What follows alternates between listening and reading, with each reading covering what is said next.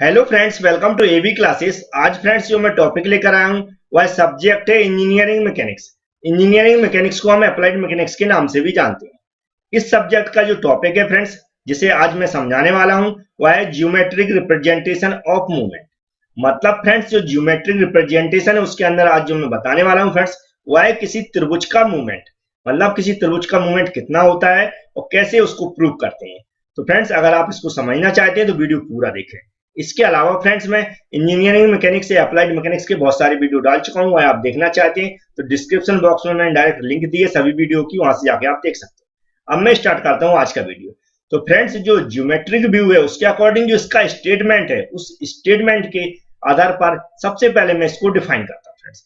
तो जैसा कि हम जानते हैं इसके स्टेटमेंट के आधार पर कि अगर कोई त्रिभुज है और उसका जो बेस है जिसे आधार बोलते हैं, अगर वह किसी फोर्स को रिप्रेजेंट कर रहा है, ठीक है, किसी फोर्स को क्या कर रहा है, रिप्रेजेंट कर रहा है, तो उस फोर्स का किसी उस त्रिभुज की किसी जो वर्टेक्स है या उसकी जो क्या शीर्ष है उसके अबाउट जो मूवमेंट होगा फ्रेंड्स, उस त्रिभुज के एरिया के दोगुने के बराबर होगा। मतलब फ्रेंड्स समझ में आया?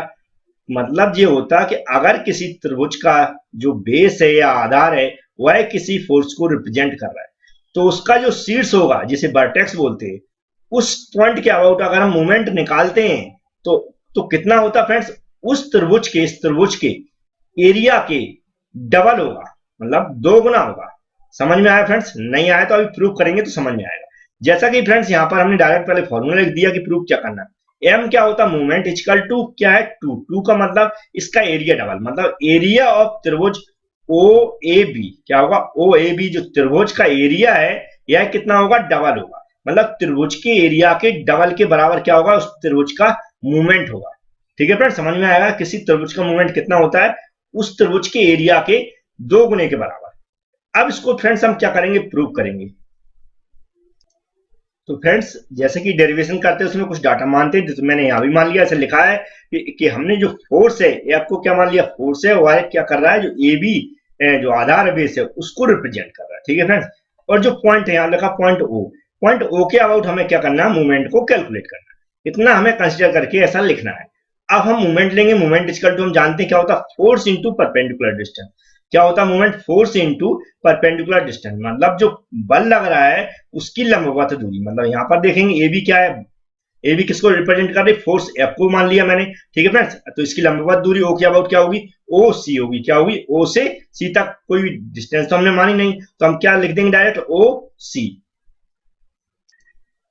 तो फ्रेंड्स यहाँ पर देखा हमने मूवमेंट निकाला किसी पॉइंट ओ के अबाउट। एम इक्वल टू क्या, मूवमेंट को रिप्रेजेंट कर रहा है, इक्वल टू एफ। एफ क्या है, जो फोर्स है इस पे ए बी पे जो लग रहा है, इनटू क्या, ओसी। ओसी क्या है, परपेंडिकुलर डिस्टेंस।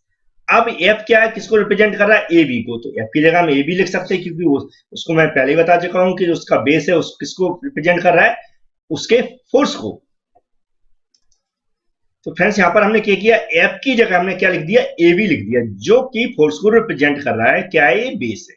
अब फ्रेंड्स हम ए बी क्या बेस है, जबकि ए क्या है, ऊंचाई है। हम जानते हैं किसी ट्रेंगल का या फिर हम जैसे बोलते हैं त्रिभुज का क्षेत्रफल क्या होता है, 1/2 इंटू आधार इंटू ऊंचाई। क्या होता है, 1/2 इंटू आधार इंटू ऊंचाई। लेकिन यहाँ हम देख रहा है क्या है, हमारे पास आधार भी है और ऊंचाई भी। ए बी क्या है, आधार है, जबकि ओ सी क्या है, ऊंचाई है। तो हम इसको अगर ट्रेंगल का जो एरिया बनाना चाहते हैं या फिर हम कह सकते हैं त्रिभुज का क्षेत्रफल को बनाना चाहते हैं, तो हमें क्या चाहिए, इसके बटे वाली 2 चाहिए, या कह सकते हैं आगे मल्टीप्लाई में 1/2 चाहिए।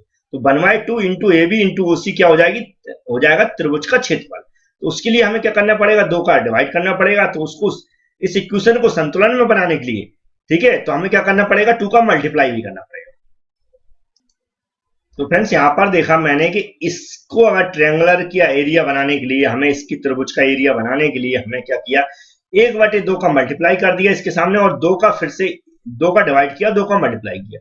ये 2 का डिवाइड और मल्टीप्लाई क्यों किया, जिससे कि ये हमारी इक्वेशन है वह संतुलन में रहे, क्योंकि इससे ये कट जाएगा तो हमारा ए बी और इंटू ओ सी ही रहेगा। ठीक है फ्रेंड्स, अब हम जानते हैं 1/2 into A B into O C क्या होता है, किसी त्रिभुज का क्षेत्रफल होता है। त्रिभुज क्या होगी, ओ ए बी। तो फ्रेंड्स यहाँ पर देख रहा है 1/2 into A B into O C, जगह हमने क्या लिख दिया, एरिया ऑफ त्रिभुज ओ ए बी। ठीक है फ्रेंड्स, तो हमने यहाँ पर क्या प्रूफ देखा फ्रेंड्स, कि जो मूवमेंट है किसी त्रिभुज का और अगर उसके बेस है जो है फोर्स को रिप्रेजेंट कर रहा है और उसके शीर्ष के अबाउट या कह सकते हैं वर्टेक्स के अबाउट अगर मैं मूवमेंट निकाल रहा हूं तो उस त्रिभुज के एरिया के दोगुने के बराबर होता है। देख रहा है, तो यहाँ पर ये प्रूफ हो गया फ्रेंड्स। तो इस कॉन्सेप्ट को हमें याद रखना मूवमेंट के लिए। ठीक है फ्रेंड्स, क्या याद रखना कि अगर कोई त्रिभुज है तो उसका जो मूवमेंट क्या लिख सकते हैं हम कि 2 इंटू उस त्रिभुज का एरिया है। तो फ्रेंड्स, अगर वीडियो पसंद आया तो लाइक जरूर करें। Thank you friends.